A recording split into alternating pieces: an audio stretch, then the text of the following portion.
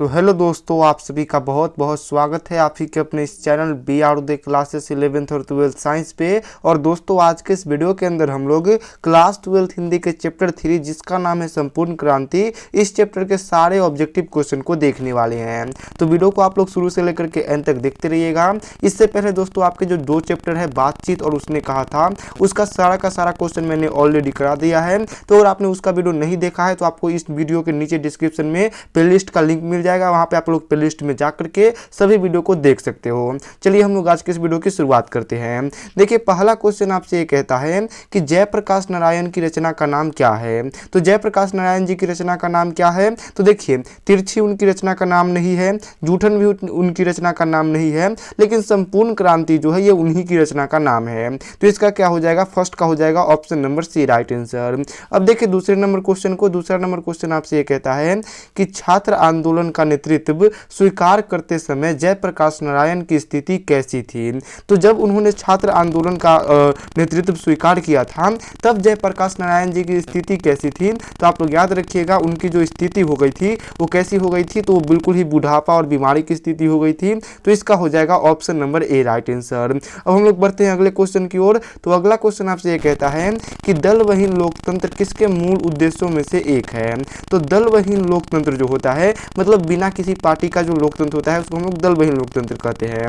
और ये किसके मूल उद्देश्यों में से एक है। तो ये मार्क्सवाद और लेनिनवाद के मूल उद्देश्यों में से एक है। तो 3 नंबर का क्या हो जाएगा, ऑप्शन नंबर बी बिल्कुल ही राइट आंसर। अब हम लोग बढ़ते हैं अगले क्वेश्चन की ओर। अगला क्वेश्चन आपसे ये कहता है कि किस अस्पताल में दिनकर का निधन हुआ था। तो देखिए, आप सभी लोग जानते हैं दिनकर जी के बारे में। तो दिनकर जी की निधन यानी कि मृत्यु जो हुई थी वो किस अस्पताल में हुई थी, आप लोग को बताना है। तो इसका राइट आंसर हो जाएगा बिलिंगडन नर्सिंग होम अस्पताल जो है, इसमें इनकी मृत्यु हुई थी। तो आप लोग याद रखिएगा, बिलिंगडन नर्सिंग होम जो हो जाएगा इसका राइट आंसर, जो कि ऑप्शन नंबर डी में है। ठीक है, अगले क्वेश्चन की ओर बढ़ते हैं। अगला क्वेश्चन आपसे ये कहता है कि जयप्रकाश नारायण को किसका दलाल कहा गया।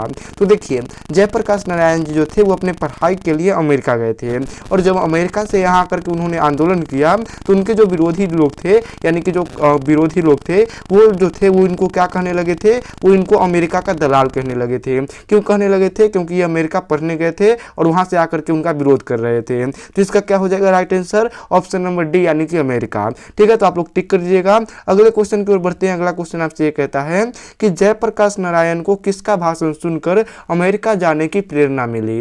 तो जयप्रकाश नारायण जी जो थे उनको किसका भाषण सुन करके अमेरिका जाने की प्रेरणा मिली। तो आप लोग याद रखिएगा, किनका भाषण सुने थे, तो स्वामी सत्यदेव की। तो इसका क्या हो जाएगा, ऑप्शन नंबर बी बिल्कुल ही राइट आंसर। ठीक है, अगले क्वेश्चन की ओर बढ़ते हैं। अगला क्वेश्चन आपसे ये कहता है कि फ्री प्रेस के मालिक कौन थे। तो फ्री प्रेस के जो मालिक थे वो कौन थे। तो आप सभी लोग याद रखिएगा कि फ्री प्रेस के मालिक कौन थे। तो फ्री प्रेस के नाम मालिक थे सदानंद जी। आप लोग याद रखिएगा, ऑप्शन नंबर सी इसका राइट आंसर होगा। अगला क्वेश्चन देखिए, 8 नंबर क्वेश्चन आपसे ये कहता है कि व्यक्ति से नहीं हमें तो नीतियों से झगड़ा है, सिद्धांत से झगड़ा है, कौमा कार्यों से झगड़ा है। तो ये जो शब्द है, यानी कि ये जो भाषण का शब्द लिया गया है, ये किस समाजवादी लेखक का ही आप लोग को बताना है। तो देखिए, जयप्रकाश नारायण जी का यह जो है ये लेखक का जो है संयुक्त भाषण है, और उन्होंने ये कहा था कि देखिए, हमें व्यक्ति से तो कोई झगड़ा नहीं है, लेकिन व्यक्ति की जो खराब नीति है उस नीति से हमका झगड़ा है। ठीक है, सिद्धांतों से हमारा झगड़ा है, साथ ही साथ उनके जो कार्य है उन कार्यों से हमारा झगड़ा है, व्यक्ति से किसी प्रकार का झगड़ा नहीं है। ये किसने कहा था, जयप्रकाश नारायण जी ने। आप लोग याद रखिएगा, ऑप्शन नंबर ए इसका राइट आंसर हो जाएगा। अब हम लोग बढ़ते हैं अगले क्वेश्चन की ओर। तो अगला क्वेश्चन आपसे ये कहता है कि जयप्रकाश नारायण के स्वास्थ्य पर निगरानी रखने वाले डॉक्टर का नाम क्या था। तो देखिए, जैसा कि आप सभी को पता है कि जयप्रकाश नारायण जी जब छात्र आंदोलन का नेतृत्व लिए थे तो वो बीमार वगैरह रहा करते थे। तो उनकी स्वास्थ्य का निगरानी रखने के लिए एक डॉक्टर को नियुक्त किया गया था। तो उस डॉक्टर का नाम क्या था। तो उस डॉक्टर का नाम आप लोग याद रखिएगा, डॉक्टर रहमान था। तो इसका हो जाएगा 9 का option number A right answer. ठीक है, अगले क्वेश्चन की ओर बढ़ते हैं। अगला क्वेश्चन आपसे ये कहता है कि जयप्रकाश नारायण के बचपन का नाम क्या था। ये इंपॉर्टेंट क्वेश्चन में से एक है। ठीक है, इसको आप लोग अच्छे तरीके से देखिए। आप लोग को यहाँ पे बताना है जयप्रकाश नारायण जी के बचपन का नाम। तो इनके जो बचपन का नाम था वो बाउल था। क्या था, बाउल था। आप लोग याद रखिएगा, ऑप्शन नंबर सी इसका राइट आंसर होगा। अगले क्वेश्चन की ओर बढ़ते हैं। 11 नंबर क्वेश्चन आपसे ये कहता है कि ब्रेन ऑफ बॉम्बे किसे कहा जाता था। तो सॉरी, कहा जाता है।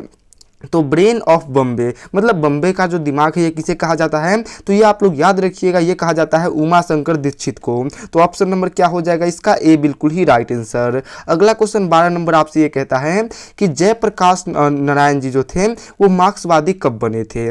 तो जयप्रकाश नारायण जो थे वो मार्क्सवादी कब बने थे, तो आप लोग याद रखिएगा 1924 में बने थे। ये इंपॉर्टेंट क्वेश्चन है, ये एग्जाम में ऑलरेडी 2-3 बार पूछा गया है। तो इसका क्या हो जाएगा, ऑप्शन नंबर डी बिल्कुल ही राइट आंसर। अगले क्वेश्चन को देखिए, अगला क्वेश्चन आपसे ये कहता है कि जयप्रकाश नारायण का जन्म कब हुआ। तो जयप्रकाश नारायण जी का जन्म के बारे में पूछा है, तो लेखक के जन्म और मृत्यु के बारे में तो पूछता है और आप लोग इसे अच्छे तरीके से याद भी कर करके रखिएगा। तो देखिए जयप्रकाश नारायण जी का जो जन्म हुआ था ये हुआ था 11 अक्टूबर 1902 ईस्वी को। तो इसका क्या हो जाएगा, ऑप्शन नंबर ए बिल्कुल ही राइट आंसर। इंपॉर्टेंट क्वेश्चन है, आप लोग अच्छे से याद रखिएगा। अगला क्वेश्चन आपसे ये कहता है कि जयप्रकाश नारायण की पत्नी का नाम क्या था। तो जयप्रकाश नारायण जी जो थे उनकी पत्नी का नाम क्या था, तो उनकी पत्नी का नाम आप सभी लोग याद रखिएगा प्रभा देवी था। क्या था, प्रभावती देवी था। तो इसका हो जाएगा ऑप्शन नंबर सी बिल्कुल ही राइट आंसर। अगला क्वेश्चन आपसे ये कहता है कि रिकंस्ट्रक्शन ऑफ इंडियन पॉलिटी किनकी रचना है। तो रिकंस्ट्रक्शन ऑफ इंडियन पॉलिटी ये जो है किसकी रचना है, तो ये आप लोग याद रखिएगा सिंपल जयप्रकाश नारायण जी की रचना है। ऑप्शन नंबर डी इसका राइट आंसर होगा। अगला क्वेश्चन 16 नंबर आपसे ये कहता है कि जयप्रकाश नारायण को भारत रत्न की उपाधि दी गई। तो जयप्रकाश नारायण जी को भारत रत्न की जो उपाधि है ये किस वर्ष दी गई थी, ये आप लोग को बताना है। तो आप सभी लोग याद रखिएगा जयप्रकाश नारायण जी को भारत रत्न की उपाधि किस वर्ष दी गई थी, तो 1978 में दी गई थी। तो इसका हो जाएगा option number C right answer.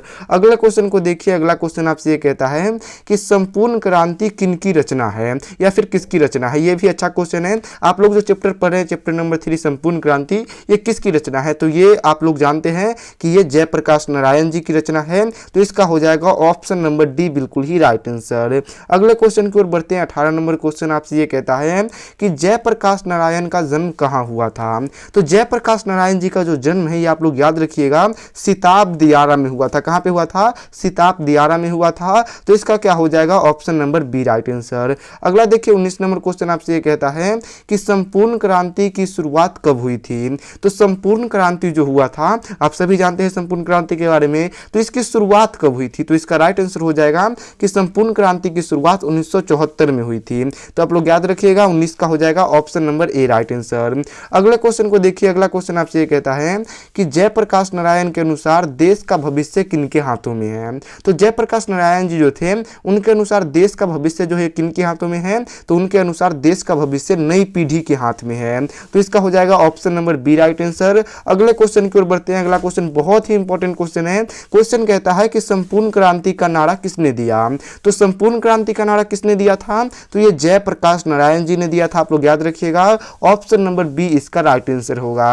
अगला क्वेश्चन 22 नंबर आपसे कहता है कि जयप्रकाश नारायण को जनता किस नाम से याद करती है। तो जयप्रकाश नारायण को जनता किस नाम से याद करती है, तो आप लोग याद रखिएगा लोकनायक के रूप से जाना जाता है। इस क्वेश्चन को ऐसे ही पूछेगा कि लोकनायक के रूप में हम लोग किसे जानते हैं, तो हम लोग जयप्रकाश नारायण जी को जानते हैं। फिलहाल इसका हो जाएगा option number C right answer. अगले क्वेश्चन को देखिए, अगला क्वेश्चन आपसे ये कहता है कि 1974 में बिहार प्रदेश के मुख्यमंत्री कौन थे। तो 1974 का साल जब संपूर्ण क्रांति की शुरुआत हुई थी उस समय बिहार का मुख्यमंत्री कौन था, तो आप लोग याद रखिएगा अब्दुल गफूर थे। इसका क्या हो जाएगा ऑप्शन नंबर बी बिल्कुल ही राइट आंसर। अगले क्वेश्चन की ओर बढ़ते हैं। अगला क्वेश्चन आपसे ये कहता है कि प्रजा सोशलिस्ट पार्टी का गठन कब हुआ था। तो प्रजा सोशलिस्ट पार्टी जो है इस पार्टी का गठन कब हुआ था, तो इसका गठन आप लोग याद रखिएगा 1952 ईस्वी में हुआ था। तो 24 नंबर का क्या हो जाएगा ऑप्शन नंबर ए बिल्कुल ही राइट आंसर। अगले क्वेश्चन की ओर बढ़ते हैं। अगला क्वेश्चन आपसे कहता है कि जयप्रकाश नारायण ने किस साल छात्र आंदोलन का नेतृत्व किया था। तो जयप्रकाश नारायण जी जो थे उन्होंने 1974 ईस्वी में छात्र आंदोलन का नेतृत्व किया था और इसी छात्र आंदोलन को पूरे देश भर में फैला दिया गया और उसका नाम दिया गया संपूर्ण क्रांति। ठीक है, तो आप लोग याद रखिएगा इस तरीके से ऑप्शन नंबर बी इसका राइट आंसर होगा। अगला क्वेश्चन जो 26 नंबर वो आपसे ये कहता है कि जयप्रकाश नारायण के पिता का नाम क्या था। तो लेखक के माता पिता के नाम बारे में भी पूछा जाता है, आप लोग याद रखिएगा। तो जयप्रकाश नारायण जी जो थे इनके पिताजी का नाम क्या था, हर्षु दयाल नाम था। आप लोग याद रखिएगा ऑप्शन नंबर बी इसका राइट आंसर होगा।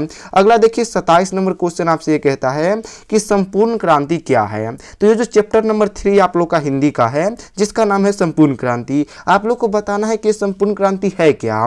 ऑप्शन में दिया है यह निबंध है, भाषण है, कहानी है या फिर इनमें से कोई नहीं। तो इसका राइट आंसर हो जाएगा कि यह एक प्रकार का भाषण है, जो किन के द्वारा दिया गया था, जयप्रकाश नारायण जी के द्वारा। तो वही इस चैप्टर के लेखक हुए। तो आप लोग याद रखिएगा, ऑप्शन नंबर इसका हो जाएगा बी राइट आंसर। अगले क्वेश्चन की ओर बढ़ते हैं। अगला क्वेश्चन आपसे कहता है कि लोकनायक के रूप में किसे जाना जाता है। तो लोकनायक के रूप में आप सभी को पता होना चाहिए, जयप्रकाश नारायण जी को जाना जाता है। इंपॉर्टेंट क्वेश्चन है, आप लोग अच्छे से याद रखिएगा। ऑप्शन नंबर बी इसका राइट आंसर होगा। अगला क्वेश्चन जो है 29 नंबर, वो आपसे कहता है कि फणीश्वर नाथ रेणु की पुस्तक है। तो फणीश्वर नाथ रेणु की पुस्तक कौन है। तो आप लोग याद रखिएगा कि उनकी जो पुस्तक है वो मेला आंचल है।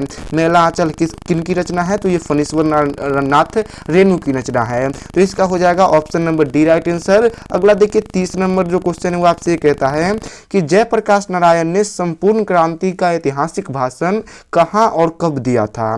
तो जयप्रकाश नारायण जी ने संपूर्ण क्रांति का जो भाषण है ये कहां पे दिया था। तो आप लोग याद रखिएगा, ये पटना में दिए थे। और कब दिए थे। तो 5 जून 1974 को दिए थे और तभी से ये आंदोलन शुरू हो गया। तो इसका क्या हो जाएगा, ऑप्शन नंबर डी बिल्कुल ही राइट आंसर। आप लोग याद रखिएगा। तो दोस्तों यही क्वेश्चन थे जो आप लोग के इंपॉर्टेंट क्वेश्चन थे इस चैप्टर से, जिसको हमने अच्छे तरीके से देख लिया है। अब अगर आपको ये वीडियो पसंद आया होगा तो आप लोग वीडियो को लाइक जरूर कीजिएगा। अपने दोस्तों या फिर आप लोग जिस भी ग्रुप में पढ़ते हो उस ग्रुप में आप लोग इसको शेयर कर दीजिएगा। और ऐसे ही और वीडियो देखने के लिए आप लोग चैनल को सब्सक्राइब जरूर कीजिएगा। मिलते हैं आपसे नेक्स्ट वीडियो में, तब तक के लिए।